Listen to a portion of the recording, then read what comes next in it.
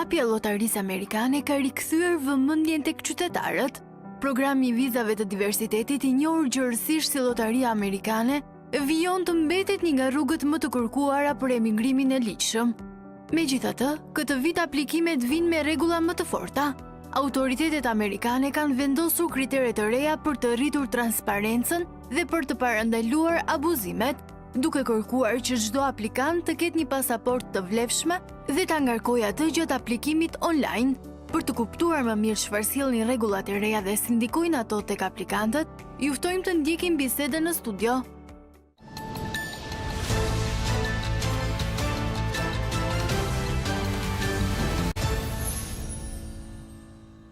Dhe jemi pikërisht me Erion Voglin, i cili është konsulent vizash për të folur për këtë çështje që është shumë e rëndësishme dhe zgjon interesin e shumë shqiptarëve, të cilët prej gati 2 dekada e gjysmë kanë aplikuar për lotarinë amerikane. Mirëmëngjes Erion, mirë se na erdhe. Mirëmëngjes, faleminderit për Jam e sigurt që antenat e të gjithëve janë ngritur në këtë moment, ndërsa ndjekin programin Mirëmëngjes Shqipëri, sepse duan të dinë pikërisht çfarë po ndodh me lotarinë amerikane. Për shkak të një pezullimi që ndodhi gjatë muajit janar të procesit të dhënies së vizave nga konsulatat amerikane kudo në 75 vende, mes tyre dhe Shqipëria, nuk e dim çfarë po ndodh aktualisht. Pra është rihapur dhe afirmuar mundësia për të hapur dhe lotaria amerikane për vitin 2026-2027. Çfarë ka ndryshuar? Departamenti i Shtetit Amerikan ka bërë disa ndryshime lidhe me lotarinë, domethënë nuk është se ka data zyrtare akoma për hapjen e saj, por janë publikuar disa ndryshime që do të ketë. Domethënë lotaria nuk është më siç ka qenë, por ka për të pas disa ndryshime. Për shembull, të tipit që më përpara nuk është kërkuar një pasaportë ose një foto e saj, tani do të kërkohet të skanohet faqja biometrike e pasaportës dhe do ngarkohet në momentin që bëhet aplikimi. Pra flasim gjithmonë për aplikimet online dhe ndryshimi i parë që vjen për të gjithë ata që do duan të aplikojnë në momentin që do të jepet njoftimi për hapjen e lotarisë amerikane, do duhet të ngarkojnë në sistemin e faqen e tyre të aplikimit faqen e parë të pasaportës, ku besoj ndodhen të dhënat biometrike. Po, dhënat biometrike, fotoja, emër, mbiemër, ditëlindja e dhënat tjera. Kjo është ndryshimi i parë. Një ndryshim tjetër që e bën më të vështirë ose më të lehtë aplikimin për lotarinë amerikane? Ndryshimi tjetër është që lotaria deri tani ka qenë falas. Tani do të jetë një tarifë simbolike për $1 është shtuar për çdo aplikues që do të aplikojë për lotarinë amerikane, do duhet të paguajë $1 si tarifë. Ku e bën pagesën, në sistem online? Në sistem online. Në momentin që bëhet si aplikim, do të jetë një metodë pagesët aty që ose paguajnë me kartë ose me shumë mundësi me kartë ose me kartë, patjetër se online nuk kanë si të paguajnë në cash. Cili është ndryshimi tjetër? Apo këto të dy janë ndryshimet më thelbësore? Këto të dy domethënë janë ndryshimet kryesore, ndërsa ndryshime teknike është tek formulari që do plotësohet, për shembull kanë ndryshuar termat nga një gjuhë angleze në një lloj tjetër, për shembull tek gjinia, nga fjala seks do ta kthejnë në fjalën gender, që do të thotë e njëjta fjala është thjesht do të ndryshojnë termat teknik. Por do të vendoset thjesht terminologjia do të jetë gender, nuk do të quhet më? Po, nuk do të quhet më seks, do të quhet gender. Dhe termi tjetër është tek ditëlindja, për shembull në vend të age do të ndryshohet, do të bëhet date of birth, është e njëjta gjë, thjesht do të ndryshohet terminologjia. Dhe vendoset në terminologjinë në gjuhën angleze. Në gjuhën angleze. E kuptoj. Kur hyn në fuqi këto ndryshime për të aplikuar për lotarinë amerikane? Publikimi i këtyre ndryshimeve, domethënë Shteti Amerikan e ka publikuar fillimisht me datën 10 mars të këtij muajit dhe zakonisht rregullat e reja bëjnë 30 ditë të hyjnë në fuqi, që do të thotë rreth datës 10 prill dhe maksimumi 11 prill mund të jenë efektive si rregulla. E kuptoj, dhe qytetarët mund të nënshtrohen aplikimit për lotarinë amerikane? Po, domethënë si data zyrtare nuk është se i kanë njoftuar akoma, por pritet që të hapen nga muaji mesit prill, si rregull kur ka rregullat e reja. Në moment që hyn fuqi për rregullat e reja të aplikimit, besoj dhe Departamenti i Shtetit do të njoftojë dhe hapjen e aplikimit. Cilat janë gabimet që bëjnë rëndom shqiptarët kur aplikojnë për lotarinë amerikane? Domethënë shumica gabimeve që shohim shpesh tek aplikuesit është pjesa e plotësimit dhënave personale. Për shembull në formular formati amerikan është për shembull që mund shkruash mbiemrin para atëre emrin, por zakonisht ne shqiptarët jena mësu shkruajmë emrin atë mbiemrin. Në Europë zakonisht është emri dhe pastaj mbiemri, por në Shtetet e Bashkuara është mbiemri ndonjëherë përpara. Po, dhe pastaj emri tek ditëlindja për shembull sërish është muaj dhe pastaj dita. Pastaj dita, ne në Europë kemi ditën pastaj muajin. Ditën pastaj muajin dhe gabimet vogla por që kushtojnë shumë.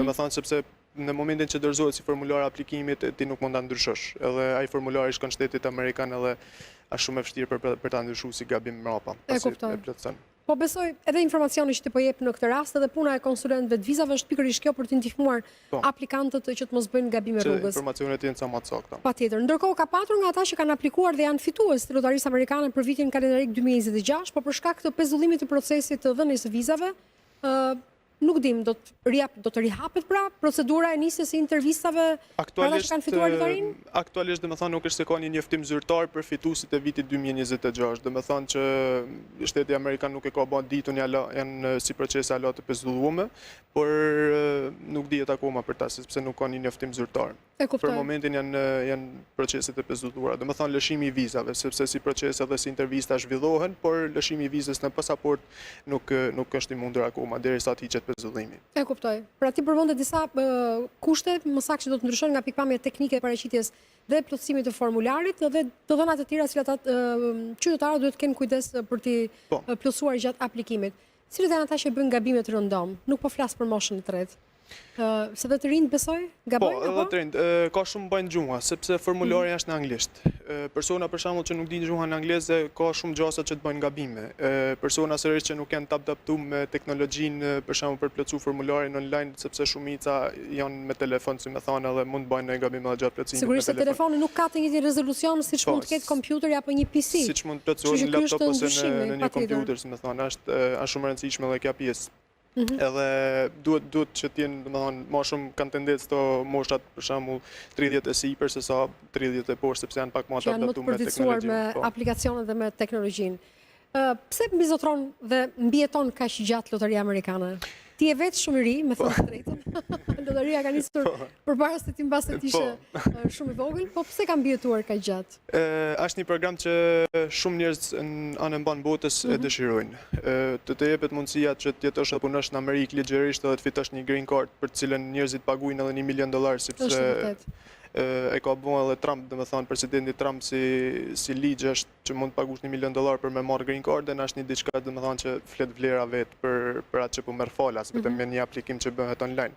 Për atë quhet edhe lotari, domethënë sepse ti nuk paguan asgjë dhe tu marr shumë diçka shumë me vlerë në këmbim. Për shkak të plotësimit të disa dokumentave që janë normale dhe të një procedure ligjore, gjithashtu ti fiton një status të privilegjuar në raport me emigrantët e tjerë dhe ti shkon në kushte shumë normale, shumë ligjore dhe shumë të thjeshta në Shtetet e Bashkuara të Amerikës. Besoj për të gjithë ata që e kanë provuar, ky është bonusi më i madh që fitojnë. Duke shkuar nëpërmjet green cardit në SBA, e kanë të thjeshtë, janë të kualifikuar për të kërkuar punë, emigrantë të ligjshëm nuk do të kenë probleme që pasojnë. S'kan probleme me shtetin, përfitojnë domethënë benefitet e ligjeve të shtetit amerikan dhe po ashtu si më thonë janë rrugën e tyre për të bërë shtetas amerikan pas disa vitesh që mund të marrin edhe pasaportën.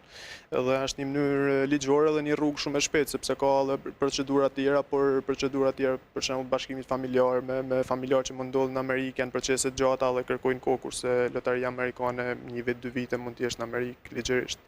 E kupton. Dhe koha është më e shkurtër në raport me lotarinë amerikane, në raport me bashkimet familjare që siç ti the marrin një kohë shumë të gjatë, besoj. Marrin një kohë shumë të gjatë. Është koha shkurtër edhe kosta janë shumë e vogël edhe për ata është dëshira shumë e lartë për aplikuesit për me hyrë në këtë program. E kuptoj. Çfarë është pika më kritike kur ti je fitues i lotarisë amerikane ose ti aplikon për lotarinë amerikane? Besoj të mos gënjejnë. Të mos gënjesh, të mos kesh penalitete me ligjin për shembull, me ligjin shqiptar ose çdo aplikuesi në vendin që jeton të jesh i pastër, domethënë me ligjin edhe informacionet të jenë shumë korrekte. Sepse nëse munohesh të fshesh diçka ose të mbulosh diçka që s'të pëlqen ta deklarosh, është problem sepse më vonë mund dalin edhe të penalizon krejt procesin. E qartë, dhe ti skualifikohesh nga gara. Skualifikohesh direkt. E kuptoj. Ka besoj shumë që janë skualifikuar, jo vetëm se nuk kanë treguar të vërtetën në dhënat e tyre, por dhe që kanë bërë gabime gjatë plotësimit të formularëve apo jo? Po. Ka shumë aplikues që bëjnë gabime të rëndomta, por që mund duken të vogla, por ndikojnë shumë në skualifikimin e tyre dhe është gjuna. E qartë. Ti në përvojën tënde të re, por sigurisht ti je brez i ri dhe ke aftësinë dhe mundësinë edhe fatin të jetosh në një botë teknologjike sot dhe e ke më të thjeshtë dhe për të ndihmuar mbas ata që të kërkojnë një konsulencë në vazhdimsi. Pse është e rëndësishme që ti shkon në mënyrë ligjore në Shtetet e Bashkuara të Amerikës nëpërmjet këtij programi? Është e rëndësishme sepse ideja nëse po themi nëse përdor rrugë ligjore, një nuk ke përfitime nga shteti amerikan, dy do ta kesh shumë vështirë për të stabilizuar ose për të marrë letra. Ka njerëz që për shembull kanë ndjek rrugë jo ligjore dhe janë atje edhe me 20-30 vite që s'kan hala letra. Pra marrja e dokumentave ligjore është hap më rëndësishëm për të bërë një emigrant dhe më pas përfituar statusin e një shtetas amerikan. Sepse nëse për shembull ik në rrugë jo ligjore atje, ideja është që ti ke të afërm, ke familjar këtu edhe nëse si vjen këtu është shumë e vështirë për të shku prap. Nuk ke mundësinë për me hyrë me dalë në shtetin amerikan. Ka shumë disavantazhe, domethënë nëse ndjekin rrugë ligjore. E kuptoj. Dhe duhet të jenë të kujdesshëm. Kështu që me që jemi në fund të rubrikës, dua edhe një herë që ti ja u tregosh teleshikuesve çfarë duhet të kenë ata kujdes dhe në vëmendje gjatë pas datës 10 prill kur hyn në fuqi rregullat e reja të aplikimit për lotarinë amerikane. Çfarë këshillojmë ne aplikuesve është që të kenë një pasaportë të vlefshme, jo të skaduar në momentin që do bëhet aplikimi, sepse ky është kriteri i ri dhe kryesor, dhe po ashtu të kenë një kartë bankare me të cilën mund të bëjnë pagesën e tyre online, domethënë për $1 që kërkohet. Kur flasim për pasaportë të vlefshme, do thotë një pasaportë që nuk skadon vitin tjetër. Që nuk skadon, po. Pra, nuk është se kanë dhënë një pasaportë për 5 vitet në vazhdim të jetë e vlefshme apo jo? Nuk është se kanë dhënë një afat gjatësie se sa duhet jetë, jo, por ideja është që të jetë e vlefshme. Këtë gjë kanë bërë domethënë për të paranalu mashtrimet që mund bëhen domethënë ose aplikimet e dy fishta për shembull ose aplikimet falso. Rritja e sigurisë në përgjithësi të marrjes së të dhënave. Besoj edhe vendosja e faqes së pasaportës në momentin e aplikimit, besoj është një koeficient i shtuar në rritjen e sigurisë të dhënave. Po, rritet siguria dhe normalisht verifikohen më lehtë aplikuesit se kush është i vërtetë dhe kush jo. E qartë, e kuptoj. Për çmangëll mashtrimet. Erion, faleminderit që ishe sot me ne. Shumë faleminderit. Dhe të uroj punë të mbar, se besoj me rihapjen e lotarisë amerikane, ju konsulentët do të keni goxha ngarkesë dhe shumë punë. Faleminderit. Ecim më tej dashur miq që do të vi Kristi me të ftuar në radhës, qëndroni me programin Mirëmëngjes Shqipëri.